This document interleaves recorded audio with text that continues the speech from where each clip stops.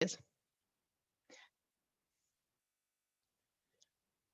webinar will take approximately 75 minutes, so we are planning to close around 4:15.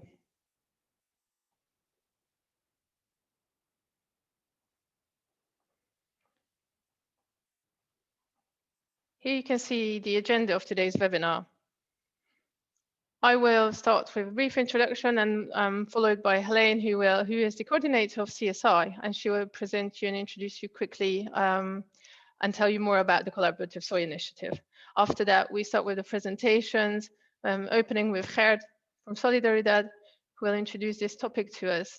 And then we go to more practical experiences through Ricardo from Soja Livre, who will represent the farmers today, and Frank Gauger, who will represent Agrari Europe and tell us and share a few of their experiences also in the field.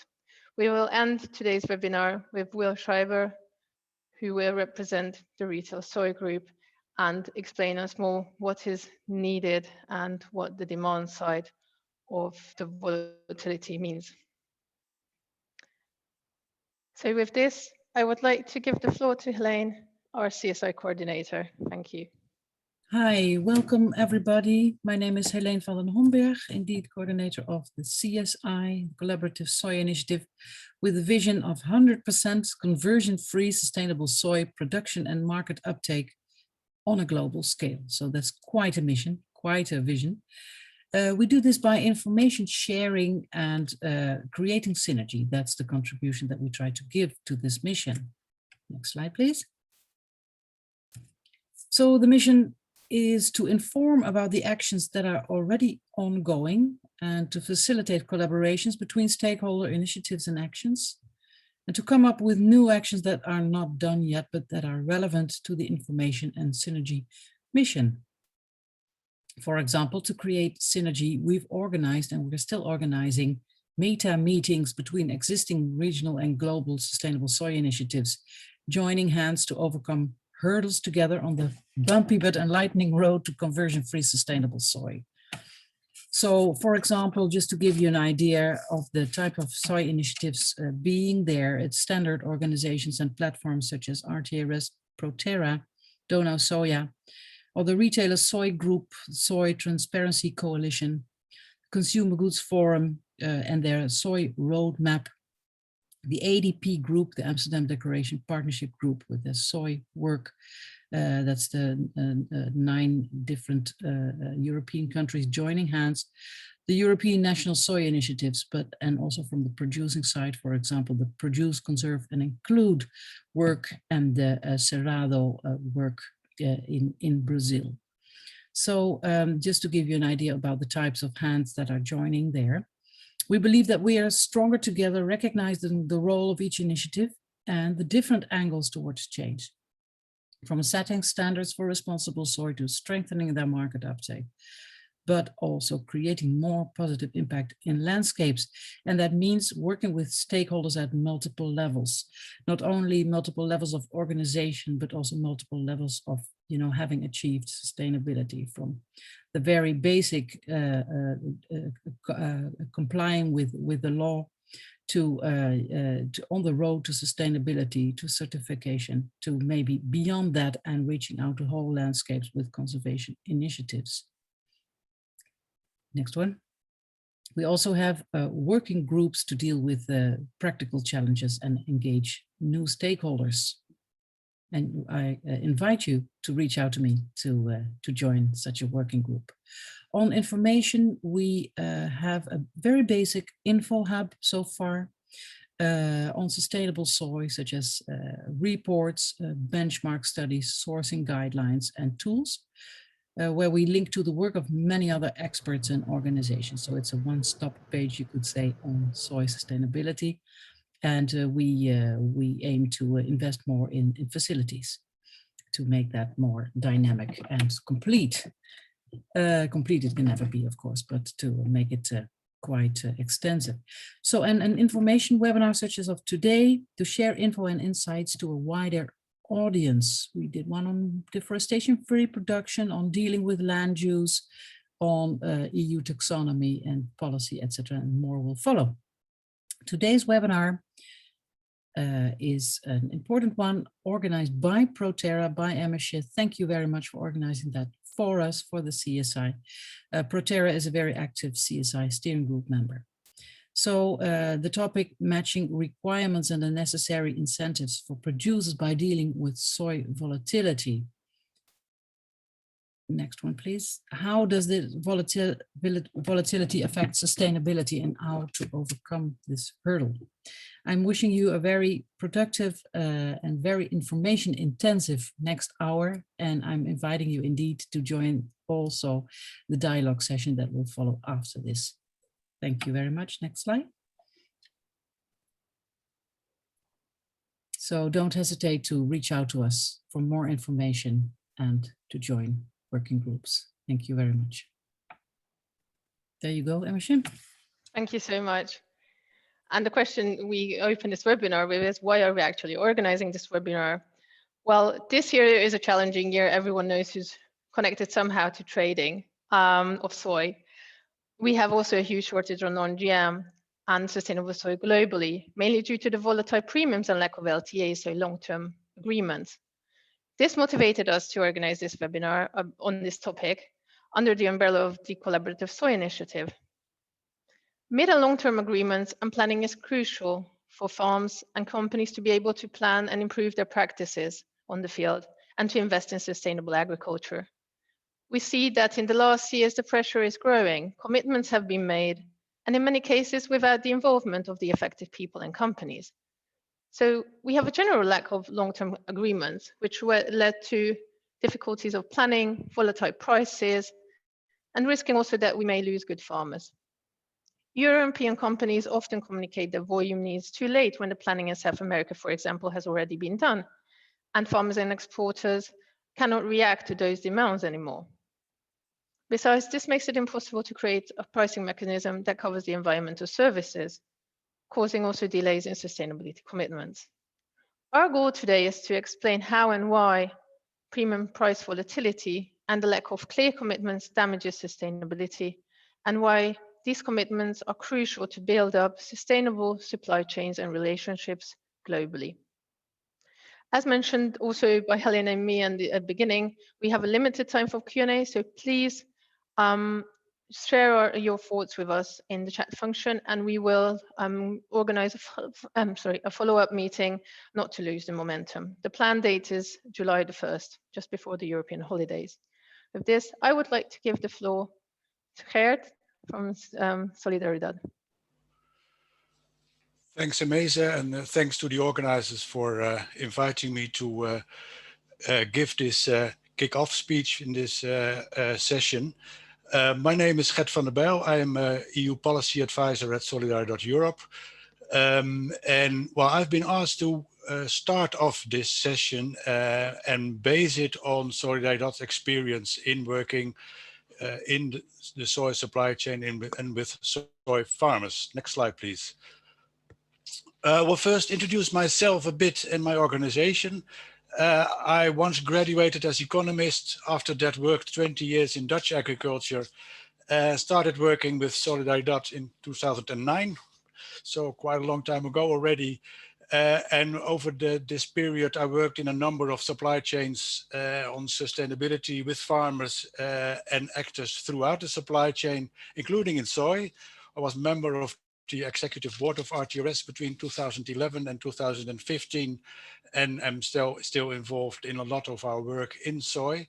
For those of you who don't know Solidaridad, we are an international network organization with field projects in more than 30 countries, including soy products in a range of countries in South America, like Brazil and Paraguay, but also in Asia and Africa.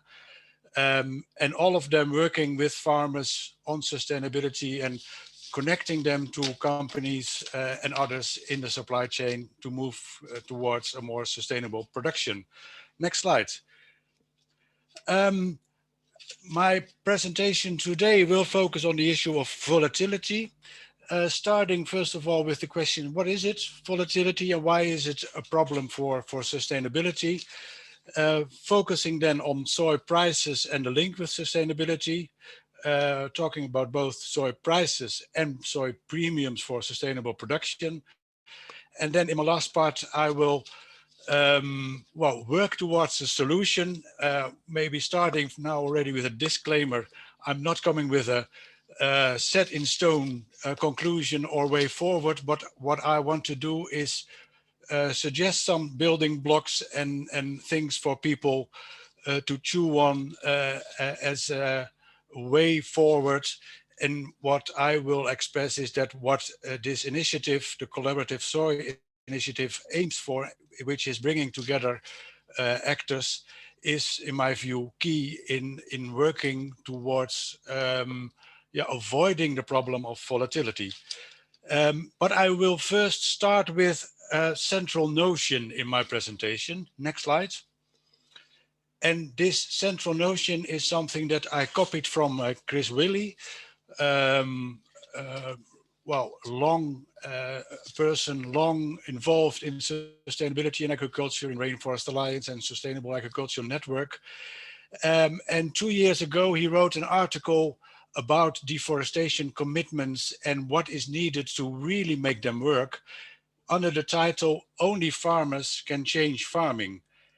And that sounds like stating the obvious, but I think it is not. And I think to really realize that this is or should be a key notion in working towards sustainable production, I think is absolutely crucial. And what Chris added there, that is, if commitments towards zero deforestation or towards more sustainable production are not really embedded in farmers' perspectives, they will become like yelling at your television, hoping that your team will win.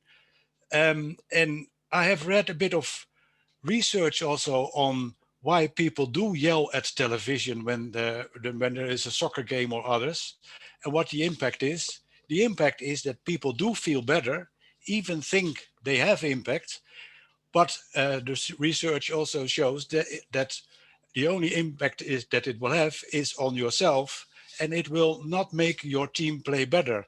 So if you really want your team to play better, you need more than just yelling at them, and you need to think from the players and work with the players, and in this case that is farmers. Next slide. So then moving towards the problem of volatility, with this notion only farmers can change farming very much on the backside. And I start with a web article that ProTerra wrote a couple of months ago, because I think this is the thing where also the thinking about this volatility started. Observing that there is a rapid reduction of non-GM production, certainly in Brazil in recent years, going down from 5% in 2018 to only 2% now. And the main causes include the lack of incentive for farmers. Again, only farmers can change farming, or commercially speaking, the non-GM premium prices were not attractive enough. But I think it's important also to go a bit deeper. And that's what also ProTerra did in this web article, because it's not only price what is the issue, it's also time. Buyers think of well, 1 year premium. They order products produced with non-GM requirements. But farmers need a lot more time, twice, 3 times this time, to think about their discussions, and not even to talk about seed developers that need a lot more time. So there is also a difference in time perspectives. It's not only about pricing. Next slide, please. And that made me think of a meeting I had, I think around 2017 in Switzerland, with a group of retailers that already at that time were quite concerned about the supply of non-GM from Brazil. And they were afraid that it would dry out in a few years. And when I asked them, okay, what is it you are going to do then to convince farmers to continue growing non-GM in the future? They said, well, yeah, there's not much we can do. Well, we buy from year to year from the suppliers of our products, and they need to organize it. And so then I asked them, okay, what do you think they will do? And they said, yeah, well, I think they will also buy from year to year from suppliers that will need to organize it. So I think that's the key issue where this is about. Things will only change if people come together and throughout the supply chain, and then sit with the farmers and see how really the incentives to farmers can be provided to move towards more sustainable, and this is in this case non-GM, but it's the same is true for other types of sustainable production. Next slide, please. To mention two other examples from our experience in Solidaridad. A couple of years ago, we started a sustainability project in Brazil with a brand and a trader. And the brand expected the trader to convince farmers to produce more sustainable. But the trader then said, yeah, how are we going to do that? If we support farmers, if we invest in them, we run the risk that they sell the sustainable soy next year to our competitors. So why would we do so? And I think this is an element of the same problem. And to add one other example from our experience, we are at the moment just started a project in Chaco in Argentina with IUCN among others and local partners in Argentina to promote more sustainable soy production in the Chaco, including RTRS certification. And many farmers say, yeah, why would we produce RTRS certification? There is a large group of farmers here that didn't sell their certificates of the last couple of years. There is still a surplus. So what's in it for me? I think all elements of the same issue. Next slide, please. And that is that in the end, well, this slide is a bit mixed up, but I think you can still read it. I think in the end, realizing that sustainable practices have costs and benefits, but that things will only change if farmers are convinced that sustainable practices are in their own best interest. And that's not only true for non-GM, but for any type of more sustainable production. Organic soy, where often yields are lower, and farmers often have 2 or 3 years without higher prices. Well, non-GM comes with costs and risks, and any type of more sustainable, be it RTRS, ProTerra production, can bring higher production costs and comes with risks. And that brings us back to what is the real issue and which is complicated in soy. How do you share costs and how can you make it long-term interesting and having a long-term perspective for farmers in a long supply chain with a lot of actors, and what is really the key issue, I think, hardly long-term relations. Next slide, please. Well, that's the problem. And then a few words about soy prices and sustainability. First, about soy prices in general and how they relate to sustainability, with the title, what I often hear farmers say, farmers in the rest cannot be green, in the red cannot be green. And so if a farmer does not make a profit, how can you expect him to invest in more sustainable practices or to take risks, what is often involved in more sustainable work, to buy machinery for precision farming, and they simply cannot afford it or don't want to take the risks. And also with good income for farmers in Brazil, but also in other countries, it's easier to manage your legal reserve or recover degraded areas or take risk, for instance, by investing in organic and non-GM farming. So low prices do not help farmers to become more sustainable. Next slide, please. But then if we look at the present situation, prices are really high at the moment. Here are some two slides in Brazil. Important to realize that this is in real. There is also an impact of the rate of the real against the dollar. But well, we all know prices are really high at the moment. So does that mean then that farmers at this moment will automatically move to sustainable production? Next slide, please.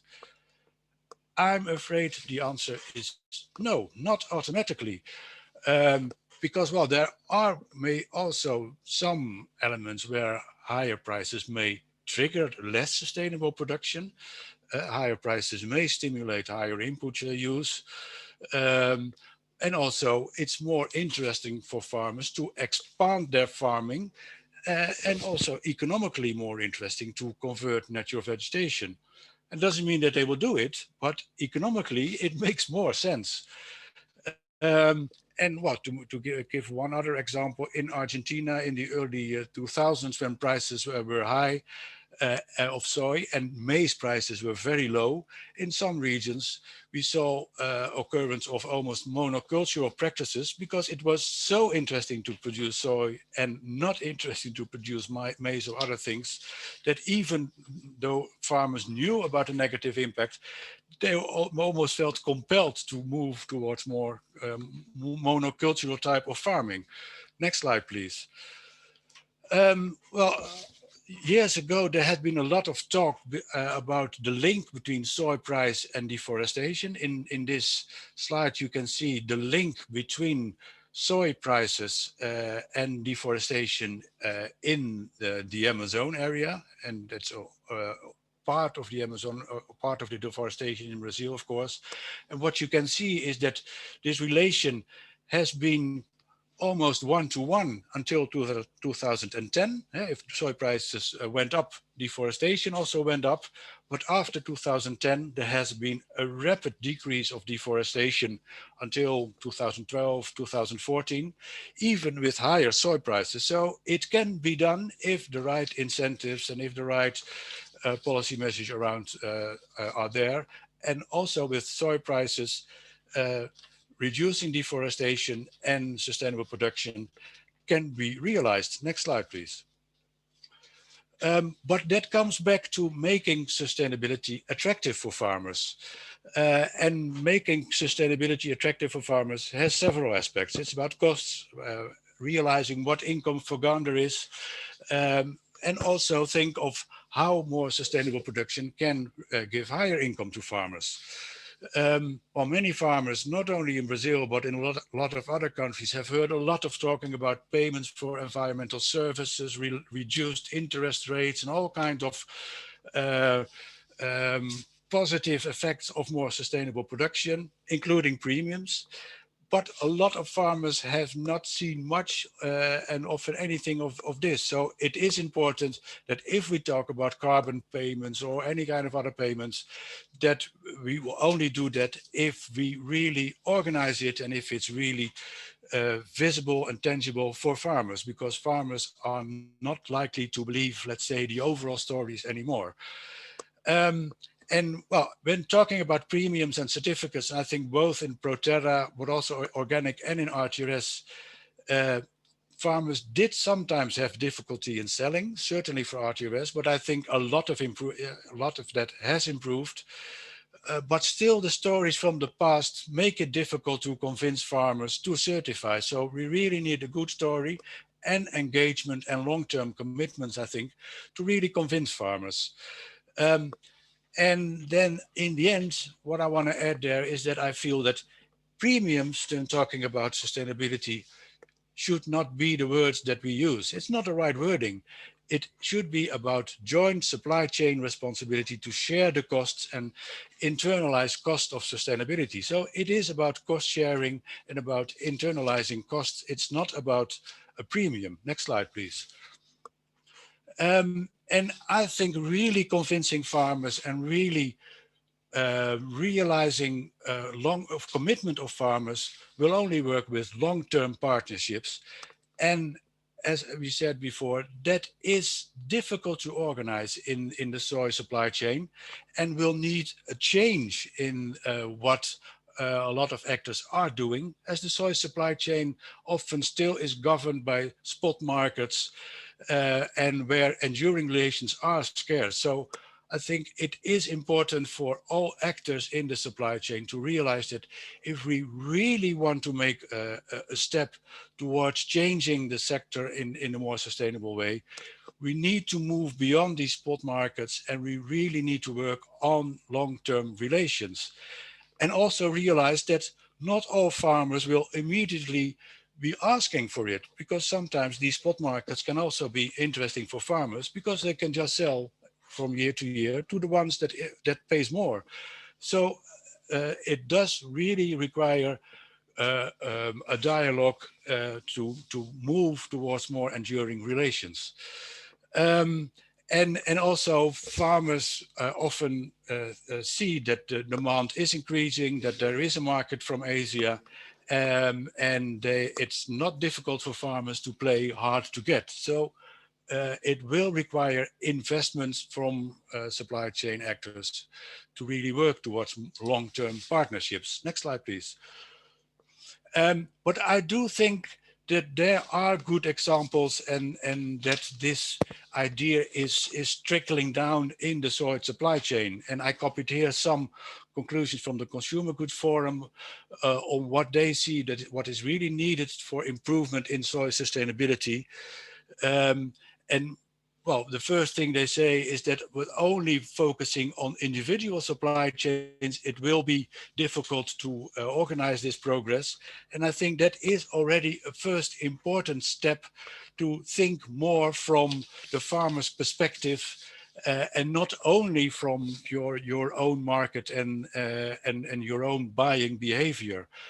Because in the end, a farmer is not a soy farmer. A farmer is a farmer usually producing a lot of commodities, including soy. And what the Consumer Goods Forum also adds here is that the soy supply chains are dynamic and that long-term contracts are scarce. And I think it is important to realize that well, this is increasingly on the radar. But now the next step, what do we then do to really move towards more enduring relations? Being active in landscapes, I think, is already one possibility to work on long-term commitment with farmers and long-term relations with farmers in those areas where it's really needed. Next slide.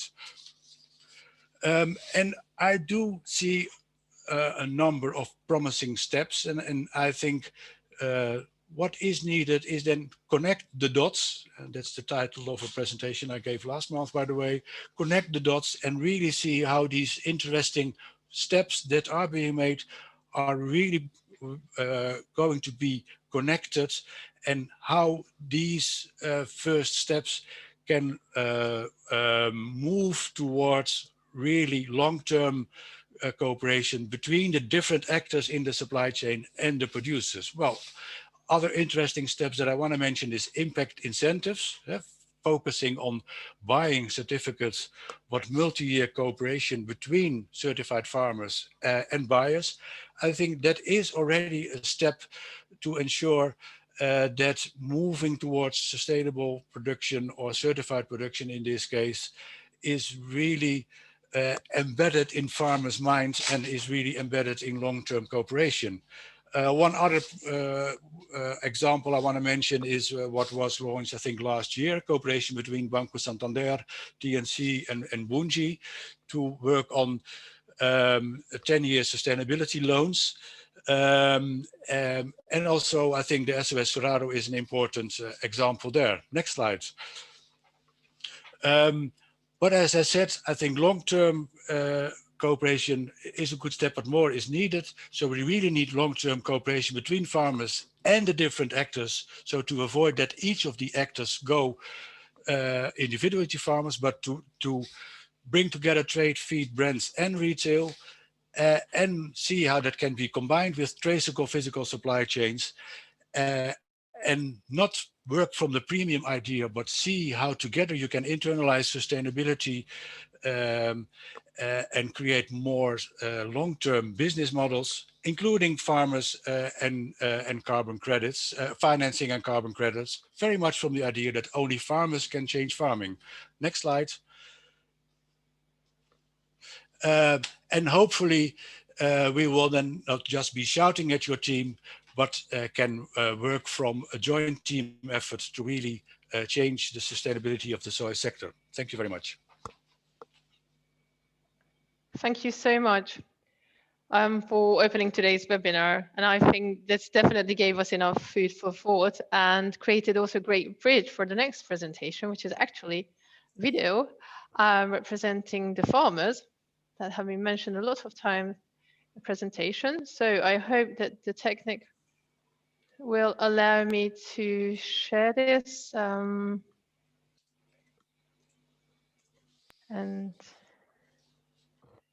enjoy the video.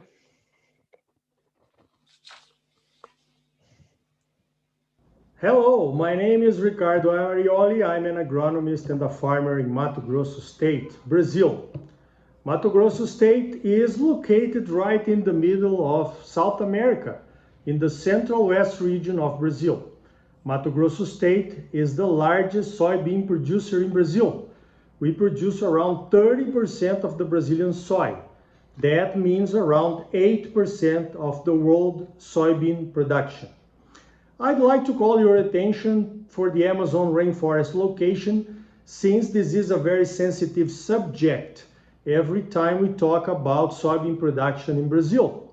The Amazon rainforest is located north from where the soybean production is being developed. Well, before you imagine that all the Mato Grosso territory is covered with soybeans, please see the soil use in our state, according to Embrapa, our national research company. Yes, we just use 10% of Mato Grosso territory to produce grains.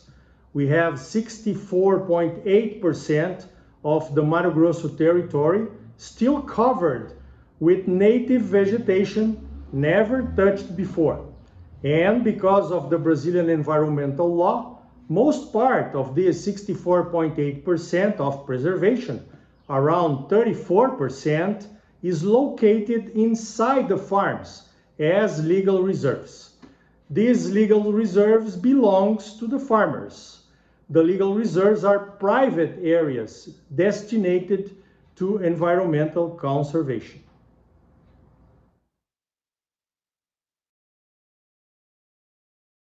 Soja Livre Institute is a partnership with AproSoja, the Soybean Farmers Association of Mato Grosso State, and Embrapa, our national research company.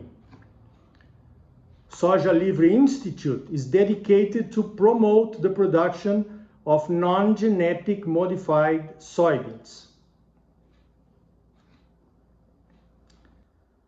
We have associated members all over the soy supply chain, like soy genetics developers, seed producers, seed resellers, trading companies, research institutions, certification companies like the ProTerra, chemical companies, and farmers. We really would like to see more European companies as associated members and supporters of our Soja Livre Institute. As I said, Soja Livre Institute works to promote the development and the use of non-GM soybean varieties. We see the non-GM development of new varieties as strategic for farmers in the first place. As a farmer, I would like to keep my options for produce non-GM varieties, so I will have the freedom to choose. By the way, the Institute's name, Soja Livre, means free soy. Farmers must have the freedom to decide. That's our motto. We all know the productivity comes from the genetics. The transgenics technologies just help to promote the yields. Transgenic technologies do not increase the yields by itself. Non-GM production was a success in Brazil for more than 40 years and helped bring Brazil to the world scenario on soybean production. We do this promotion showing the non-GM soybeans varieties in field days and farm shows all over Mato Grosso State and in some neighbor states as well. With this pandemic, of course, we couldn't work as we've been doing. So during 2020 and 2021, we are promoting lives through the web, discussing the opportunities of the non-GM soybean market, with good results, measuring the number of people that access our lives, may I say.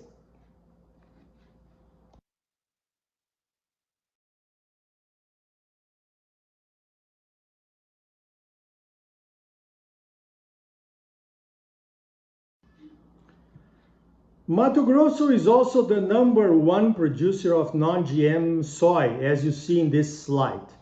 Mato Grosso, Paraná, Goiás, and Mato Grosso do Sul states are responsible for almost 90% of the non-GM soy production. This other slide shows non-GM production versus GM production in Mato Grosso State and in Brazil with more details. Non-GM soy area in Brazil represents just 3% of the total soybean area. This next slide shows the historical soybean evolution area in Mato Grosso State. I'm sure you noticed the genetic modified varieties are increasing every year. The value the farmers give to GM varieties, even with seed costing much higher than non-GM, is related to the easiest control of weeds. The Central West states in Brazil, Mato Grosso included, have a tropical climate. That means it rains a lot during the soybean season.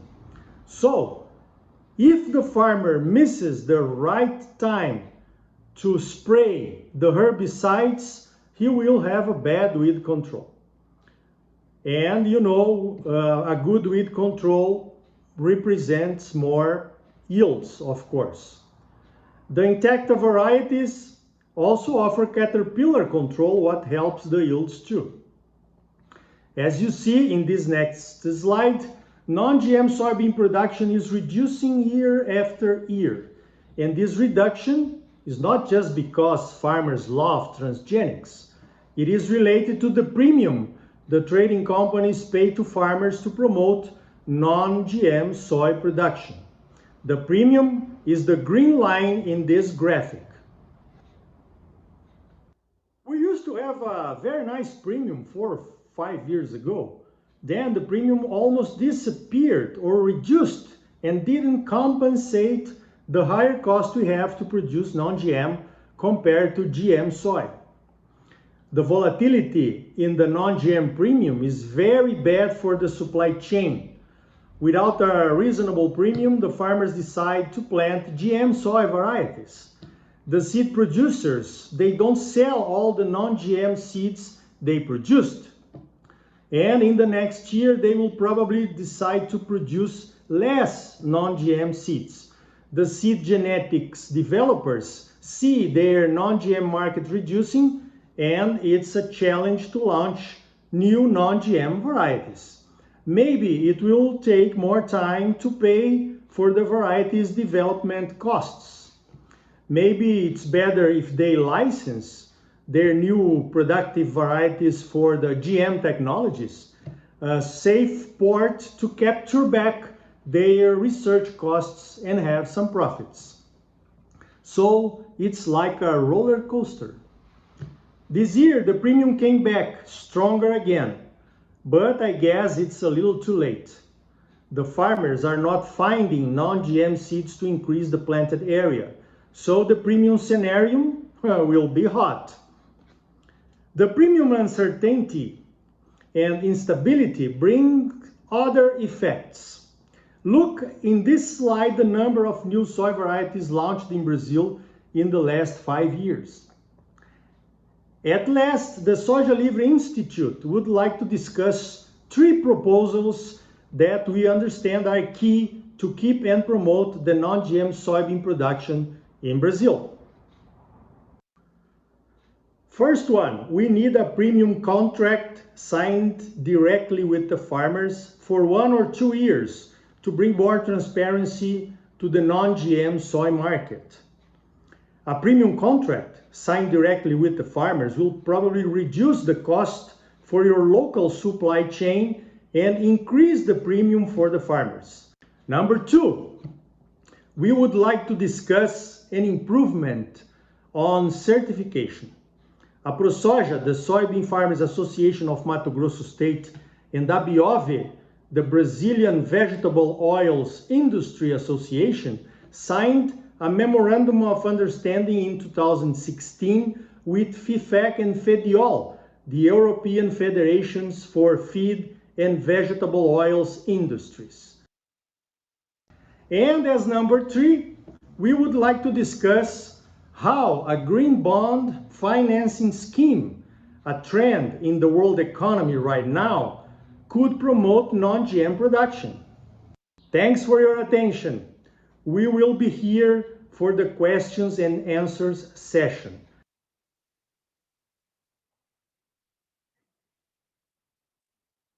Wonderful. Thank you so much, Ricardo, for highlighting the issues farmers face, and also offering some concrete examples and also, you know, solutions and what you expect from buyers. Thank you. With this, we move on to the business side. Frank will present us and explain us more about what is needed from a business perspective in order to improve and be able to plan sustainable production.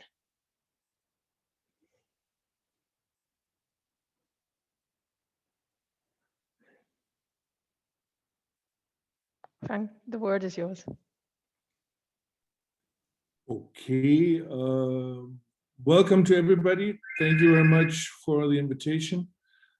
I'm happy to share some ideas and views with you from a cooperative side, from a crusher's view.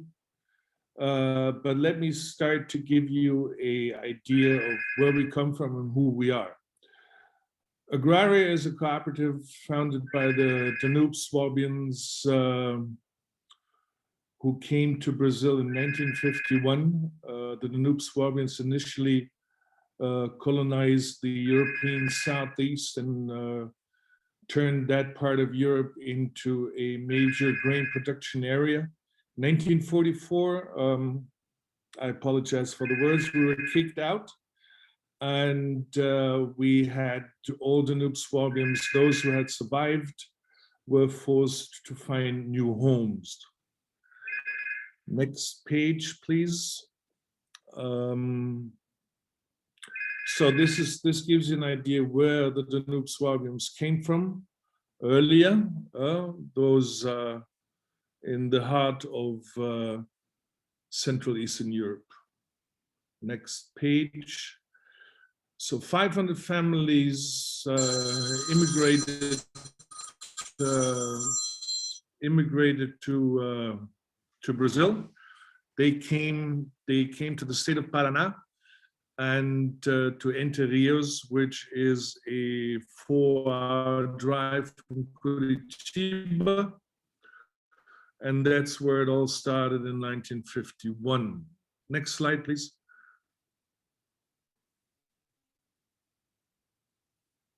So we've gone a little fast there.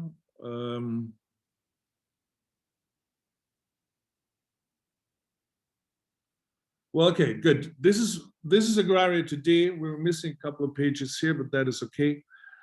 Agraria today is, next slide, please.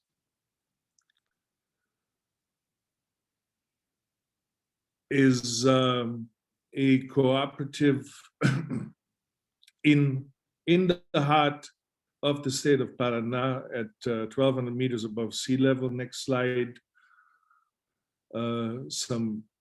Some data on who we are: 640 co-op members, 1,500 employees.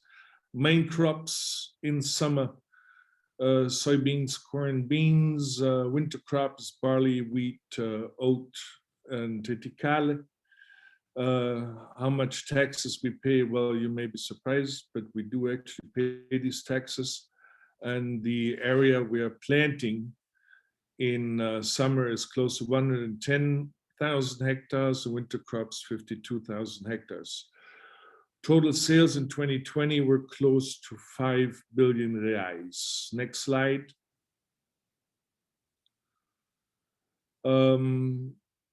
Vitória is the main village of where the cooperative is home. The crush, the soybean plant, is in Guarapuava, 25K from our head office, and we have the larger warehouses in Pinhão. Next slide. Our biggest business unit is the malt business, increasing the capacity to 600,000 tons by the year 23, and thereby becoming South America's largest commercial maltster. Next page. Our crush in Guarapuava where we crush up to 550,000 tons of beans per year. Next one, please. We have our flour mill with 140,000 tons per year. Next one. And our feed mill.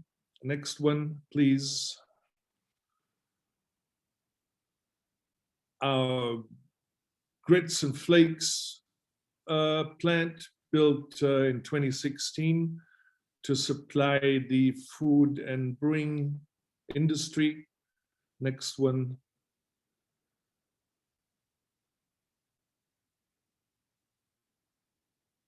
And our seeds unit, also located. Then 3 years ago, 3.5 years ago, we acquired BMS. It's now Agraria International, our international sales unit in Montevideo, Uruguay. And also very important, next slide, yes, please.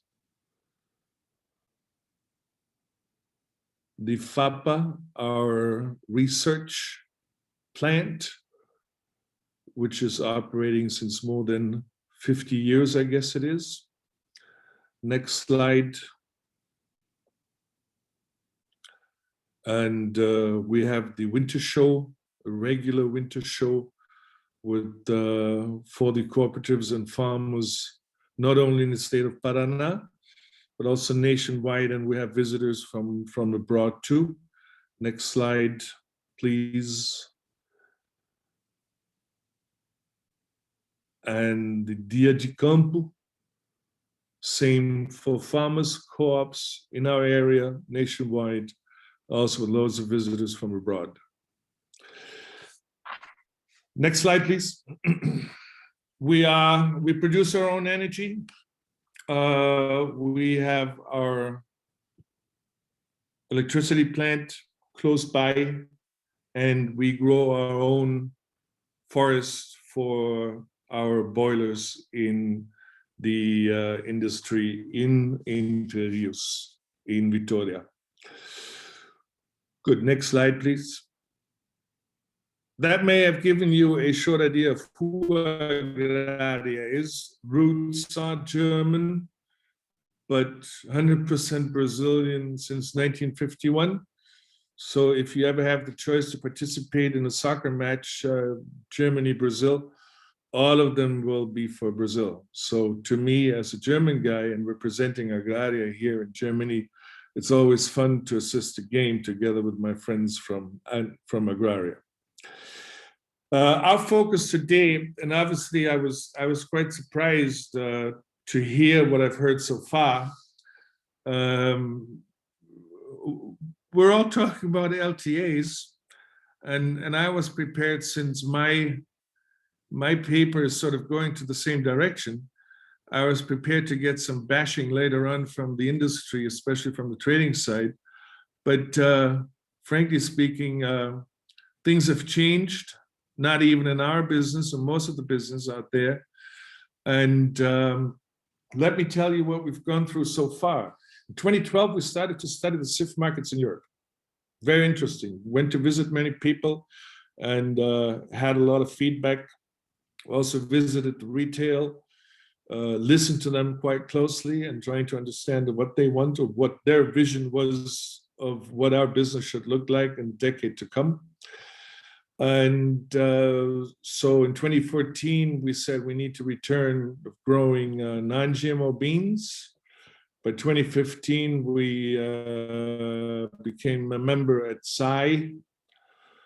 And obviously, being a cooperative in the state of Paraná, we have our neighboring cooperatives. And obviously, there's a good understanding between each other. So we sort of refreshed the idea of what we had talked about on various subjects before, of launching an intercooperative industry model in the state of Paraná, combining various areas to crush up to 1 million tons of non-GMO beans for the European market. Next slide, please.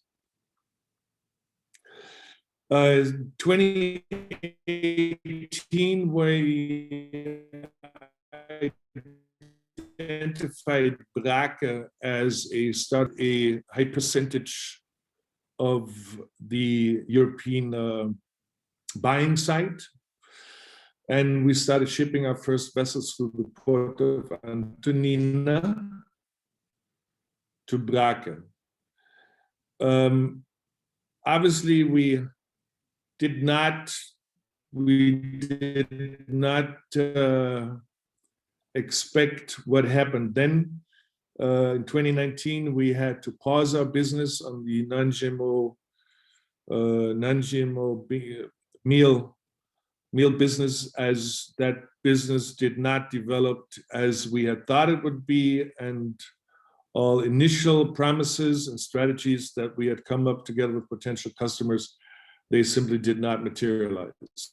Okay, next page, please.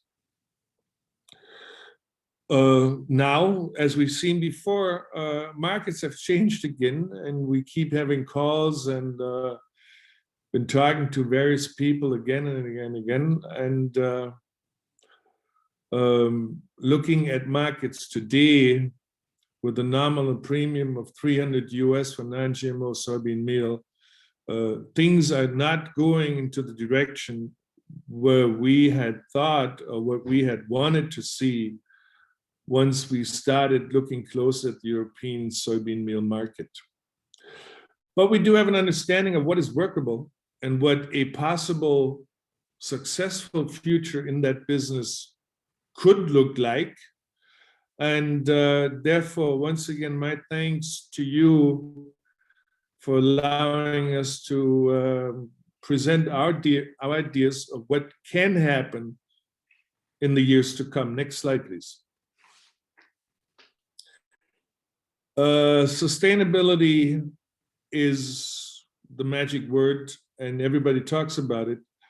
But if we look closer at the state of Paraná, being a top region for farming and its cooperatives, being very, very proud of the achievements that they have had, and when it comes to comparing themselves with international standards, I believe, we do believe, that Paraná and its cooperatives are doing a very great job in that line of business.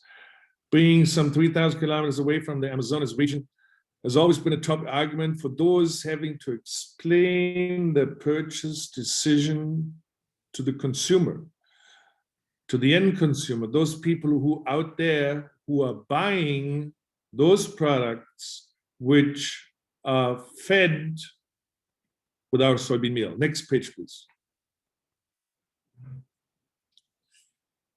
As mentioned before, consumer habits had already changed before COVID-19. And this is not only from this line of business, we hear that from many, many other areas. That'll change even more once we have overcome the pandemic. Demand for high quality raw materials, including from, sorry, my words again, scandal-free growing areas, is notably up. And obviously there is a trend which we believe that is likely to last. In order to guarantee safe supplies for the years to come, we believe that LTAs are the most logical solution to stabilize and safely support end consumer wishes. Next slide, please. So our challenge to you and to those of you who are listening is the following. We are ready to build another 500,000 tons crush plant in Paraná by 2024. We'll be adding our existing capacity in Guarapuava by 26 to crush up to 1 million tons of beans. And we will be happy to extend that new built plant up to 1 million tons of crush capacity by 28.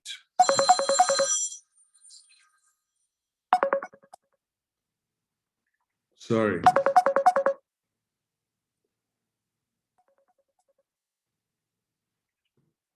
That is, next slide, please. Oh, yeah. So sorry for that. Offer to those who share our views about the necessity of creating sustainable and safe supply chains and the means of our all end consumers are welcome to start a discussion with us. So we very much look forward to that discussion.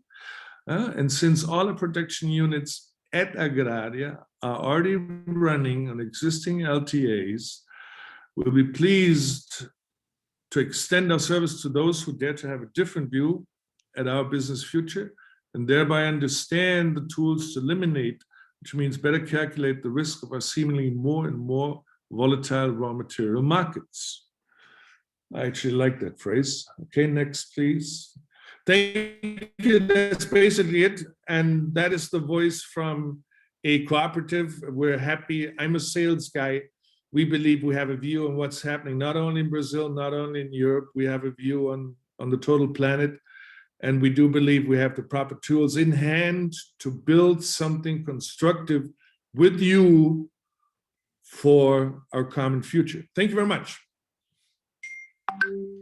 Thank you so much, Frank. Thank you for sharing your business insights and some experiences. And you mentioned also consumers. With this, we move quickly to the next presenter, to Will, who will share us more about the end user demand. So Will, the floor is yours. Great, thank you. Good to follow both of all of the presentations up until this point. I'll try to be as brief as I can, given the time available. So if we move on to the next slide, I'll just give a bit of context around the end user demand. There's been a lot of increasing pressure, especially over the last 18 to 24 months, as soy has risen up the agenda of civil society organizations, NGOs, and households in Europe are becoming more conscious of some of the connections between soy and the food that they eat. Now, we can, of course, criticize the question that's been posed by some of those NGOs. So it's pretty difficult to say, oh yes, I would like to buy from somebody who's driving deforestation in Brazil. So the 88% isn't a very surprising statistic to come through for that. I'd say the 12% is actually more surprising, because typically people would say, no, that wouldn't be a great thing to do. But these types of campaigns then lead to more and more credible responses that are required from businesses and particularly retailers, as being the household brand names that people are familiar with. So on the next slide, we just talk about some of the other challenges to that effect too, when you talk about the credibility of those responses. And traditionally, many retailers' policies have been focused on certification being the route to achieving their deforestation strategy. And the strategy is therefore start with a form of certification, and then similar to what happened with palm oil, you begin with credits, and then you move to a mass balance system, and then ultimately perhaps a segregated system. And that theory of change is basically going out the window, as the severe issues associated with land conversion and deforestation and the time that we have to correct them rapidly dwindles, as we see that land in Brazil, and particularly the Amazon, is becoming a net carbon emitter, not a net carbon sink. So the expectations on every business to take effective and immediate action is increasing very, very, very quickly. And we see this everything from the certification schemes themselves to the NGOs to the retailers. The way in which that communication about action being taken by businesses is continually being challenged, and made sure that it is both accurate and credible in terms of what actions are actually being taken. And investors, and I believe some are on here today, are also slowly becoming switched on in terms of what these risks are and where those risks are within the value chain. So we knew that the way things have been working aren't sustainable, in the sense that they're not going to deliver the outcomes that everybody is looking to achieve, which is supporting Brazilian production, responsible production. You know, we know that we can triple the amount of degraded land within Brazil for soy production today, without clearing any more new land. But we have these fundamental issues of the low value or the undervaluation of native vegetation, and that incentive to convert. So we are fully accepting that it's not just about saying this is all the stuff that isn't working. We need to have viable solutions available now that we can really drive industry towards, so that everybody's moving in the same direction. So on the next slide, what we're going to be looking at is some of those pressure points. So why is it that we're talking about this from the retailer perspective? It's mostly because of reputation, and it's where people and particularly NGOs are able to focus society towards. They're names that they recognize. If there was a campaign towards a farmer in Brazil, it wouldn't mean anything to somebody in Germany or in the UK or France. If it was even focused on a trader, it wouldn't necessarily mean, well, it wouldn't mean anything to most people. If you say ADM, people might think that that's a music group. It's not something that people would associate with a particular business. But if you say Carrefour, if you say Tesco, suddenly people are switched on and be like, oh, I know that company, and that's where I go to do my shopping. I don't want to buy from them if I know that they're doing something that doesn't align with my values. But if we actually look at where the risks are for soy production, whether it's from a climate's perspective, so yield losses or just productivity, or if we look at it from a policy or legislative landscape in terms of recognizing that we need to be able to flip the Amazon back to being a net carbon sink and not a source of emissions, suddenly the picture changes. And when we talk about what's the conversation with producers, what's the conversation with traders, it's not this nice to have element. And when you're dealing with retailers, sometimes it sounds like it's nice to have. It goes, well, it's just your customers. It's a communication challenge for you to deal with your customer. And therefore, why do you need us to do anything? Our business is fine. This is just something that you've asked us to pay a bit more for, or pay us to do something different on. So making this connection of, it might be the retailers that are at the forefront of the customer demand, or investors that are saying, make sure that you're cleaning up your portfolio. Many of the traders, many of the farmers aren't financed. They're not publicly listed companies, they're private companies. So where these pressure points aren't always where the actions are or requests for change are coming from. So as we move on to the next slide, what we start to then see is that the different pressure points for different actors are going to be manifesting themselves in asks that sometimes result in communication down one value chain, which is asking for one thing, and another retail value chain is asking for something else. And that's possibly and probably because the stakeholders that company is responding to are somewhat different, even though the issue that they're trying to address is going to be the same. So in the UK, deforestation is very important for customers. In Switzerland, GMO is very important for customers. And it's not to say that a Swiss customer doesn't care about deforestation. It's just that it may not be the top thing of their mind of when they're making a food choice in the store. Whereas the CSOs in these different networks have different theories of change that they're looking to promote. They have different asks that are going to the companies. It could be, we want to clean a supply chain. It could be, we want you to do 100% certification. On all of those asks, therefore, result in somewhat different responses from retailers, depending upon what market they're in, how big they are, and who those stakeholders are going to be. Investors have been largely silent because it's a complex issue, and there's a lot of work that's going around on the investor space to help make this much clearer. And there's certainly going to be some more, I think, webinars on that in the coming weeks, from some work that we've been doing with the UN on that element, as well as the emerging requirements from governments on forthcoming due diligence requirements in Europe, as unfortunately, as well as in the UK as now a separate country from the rest of the trading bloc. So if we move forward to the next slide, please. You can see that it's not just something that's happening within Europe, which is generally what people have responded to before, but what the interests of Brazil with the Biden administration are now coming to the forefront too. And we saw this with the Earth Summit back in April, where Bolsonaro, of course, made one commitment, and then the next day the regime removed some funding from protections. But so there's sometimes some inconsistencies in what people are saying, but it's a very different voice coming from North America on that. And even though America and Canada are producing, they used to be the top producer of soy, now Brazil is the top producer of soy. there's a lot of domestic consumption that's there.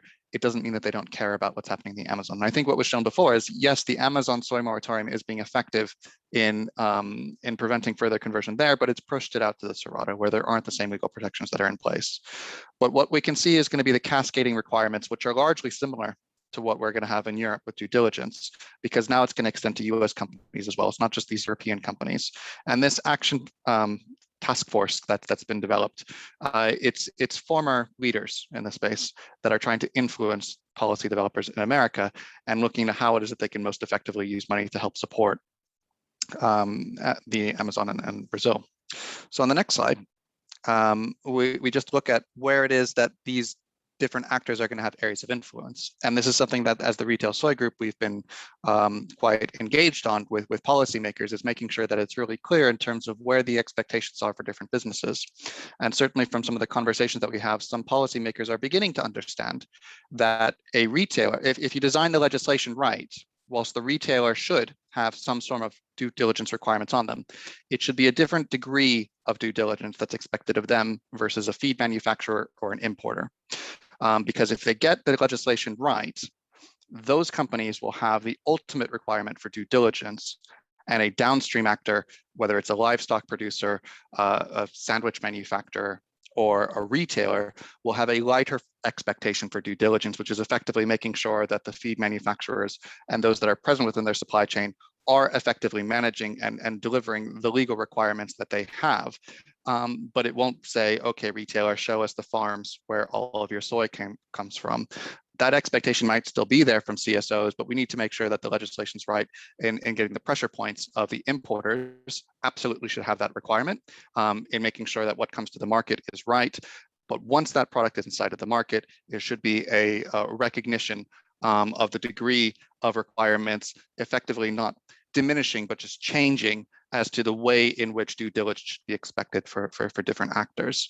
So we do still have this expectation of monitoring a field level polygons of farms that are out there. It's not that those are necessarily going to go away, but we just need to recognize how information flows might differentiate between due diligence requirements alongside of that. Next slide, please. Now, from the last 3 years, we've been doing work to understand the degree to which companies in Europe are able to respond to requests of identifying where soy is coming from. And how much soy they actually know is present. Now, across the entire value chain, what we can see is that most of the time, companies, whether they're livestock producers or consumer goods manufacturers, that tier 1 or tier 2 that a retailer is actually engaging with, they don't always have that information. A lot of it sits with the feed manufacturers, some of it sits with the importers, and the information flow just isn't making its way all the way through. And if we look at just where the origin's communicated at a volume level, over half of it is able to be communicated to a retailer, but 45% of it isn't. And that 55% that is mostly because of the poultry production system, where the arrangements that they have are that they operate their own feed mills. So when you get the feed mills and the feed manufacturers to disclose the information, which they absolutely have anyway as part of their own requirements for food system traceability, you're able to make these connections. But this is something that at the moment we're not able to actually make all that connection for because it gets lost within the wider system. So how these all come together are certainly something we have to consider. Next slide, please. And we just put a bunch of reasons here. So we've spoken to over 1,000 people within the system. And when we say, why is it that you can't provide origin? It's, well, maybe there's a commercial burden. Or if there's commercial sensitivity around it, or the feed supplier just hasn't told us, or we weren't asked to get it beforehand, so we don't really know, or we kind of know some broad areas, but we can't give you the specifics. And we're not asking for farm polygons on this. It's just, can you tell us the subnational region? Because that's what's consistent with many retailer policies that have been pushing for this type of transparency and disclosure for at least 3 years, where this has come forward. And it's not necessarily a complexity issue. Sometimes it's just around the, I don't want to use the word standards, but it's just how it is that the information is communicated within the value chain. Next slide, please. And if we look then at just the volumes of certified soy as just one element of this already, we can see that certification volumes are increasing. And we can see that the types of certification schemes that are being used are variable.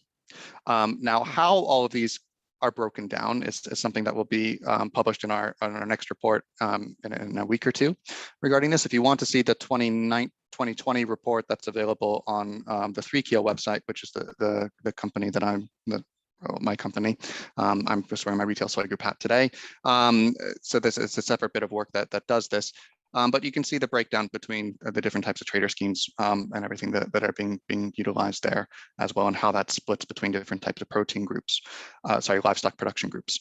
So we do see that these changes do take place over time. They happen year to year.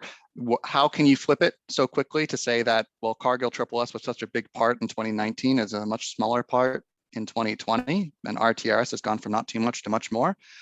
And what's going on with CRS? Well, these schemes are mostly book and claim type systems. They're certificate-based ones. They're not physical supply chains. And the expectation from due diligence, the expectation for retailers is all about physical supply chains now. And I think that there's going to be significant questions around the credibility. We've already seen that of book and claim type systems that are out there.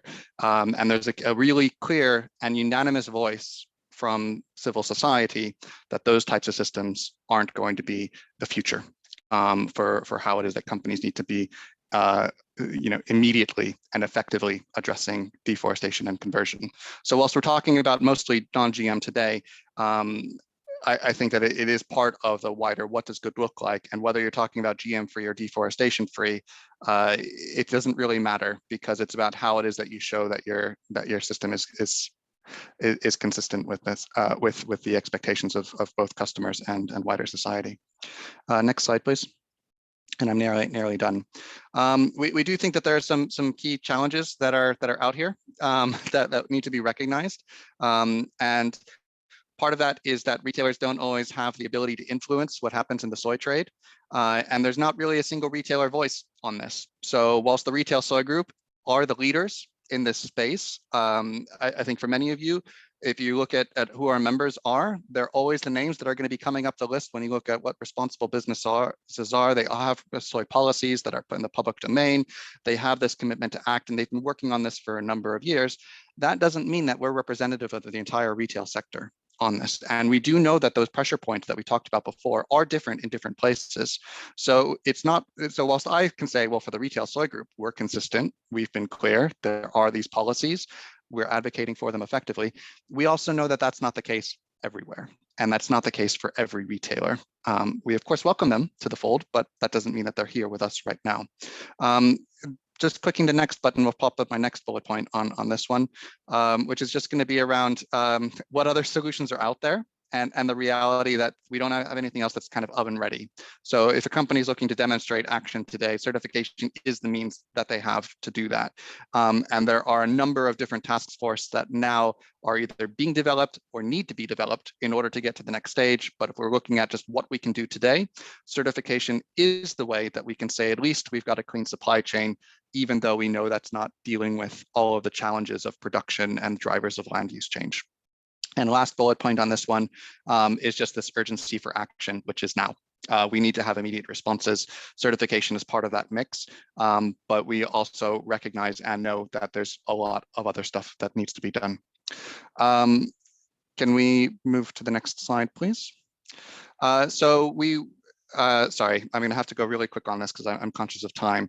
But for our solution, about 6 months ago, we started, well, not 6 months ago, 5 months ago, we started working with a range of organizations of NGOs to try to develop this aligned view as to what is it, the consensus view is about the operational policy characteristics that are actually going to demonstrate credible action on transforming the market so that we can say we've got an effective strategy for dealing with these challenges. And on the next slide, we can just talk about a bit broadly about what those working group outputs are going to be. So we are looking for transparent requirements for just how standards need to work in order to be considered credible amongst a group of 7 different organizations, nonprofits, as well as consumer goods groups and the retail soy group. We feel that we've got there. We think that we've got the critical components that are expected to be part of and prioritized within this company strategies. Those are very clear and will be articulated once we get the final text out the door. And then the third area was the one that was actually the most problematic, which is about trying to understand what features are applicable and appropriate today versus what will be applicable and appropriate in the future. And I'm not going to go into too much of this now, other than you can tell from how I've presented this so far of where we've got to on that. And we're just finalizing this. So hopefully in the next few weeks, we'll be able to have this out there. And then we'll be going to the standards bodies as well as to other groups, feed manufacturers and everybody and to governments to be able to say, look, we're really clear now on what success is actually going to be in this and what components we need to drive that forward. So on the next slide, we just talk about some of that look in terms of due diligence. We, as the Retail Soy Group, are very supportive of the development of due diligence legislation.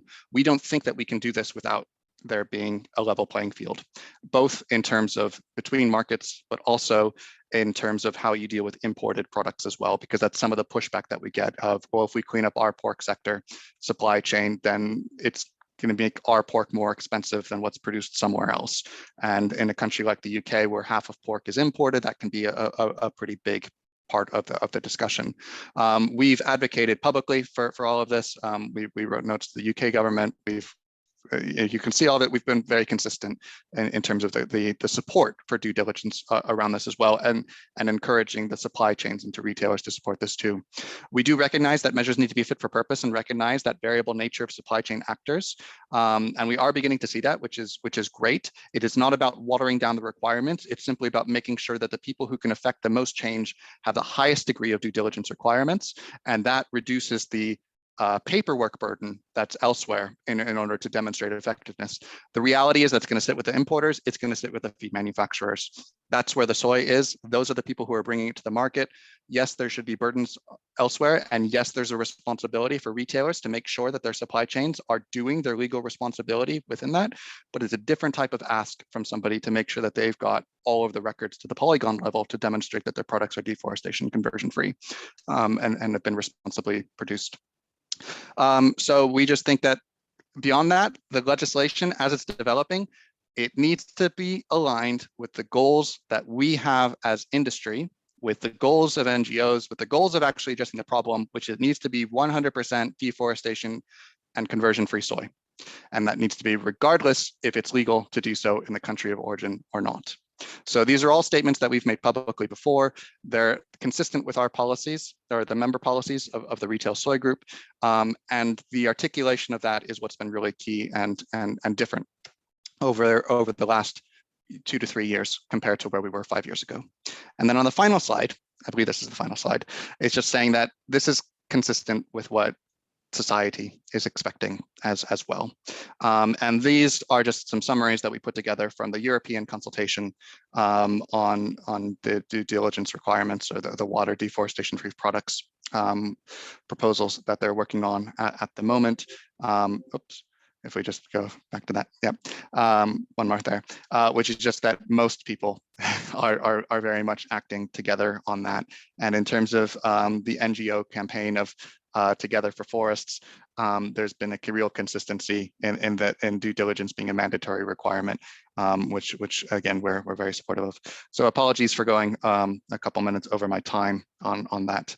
But thank you very much. The short end of it all is that we do need to have the alignment of asks across markets and sectors. Even though retailers are the most visible entry points, we know that that's not enough. And it's now just a question of how it is that we can deliver on the transformation that's needed credibly. So we're getting 100% of soy production, not just niche supply chains. I think that the key thing is we're going from the shifting mindset, and one of our peers kind of phrased it as it's not about having clean volumes, it's about having clean suppliers. It's everything everywhere that needs to be right, not just what it is that's coming through your door or what you're picking up off the shelf. And those are the solutions that companies need to start prioritizing and acting upon. And ultimately, that's going to help filter to what my colleagues before on this call have spoken to, of that consistency in demand.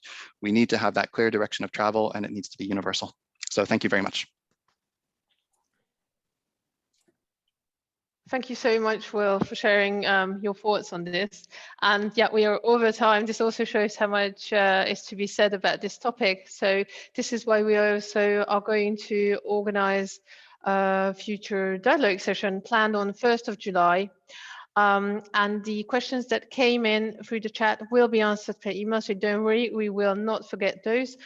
Please reach out to us and send us via email or any channel your ideas and topics related to volatility, and feed, your thoughts to be able to prepare also this next dialogue based on this webinar.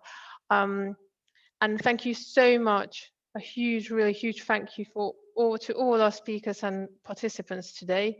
And even if we ran over time, you stayed with us. So thank you so much. It was very interesting, and I hope you've learned a bit about volatility and you have many questions that you will think about. And we are looking forward to discussing with you these questions and future topics also on our next session, during our next session on the 1st of July, with organized together with the Collaborative Soy Initiative.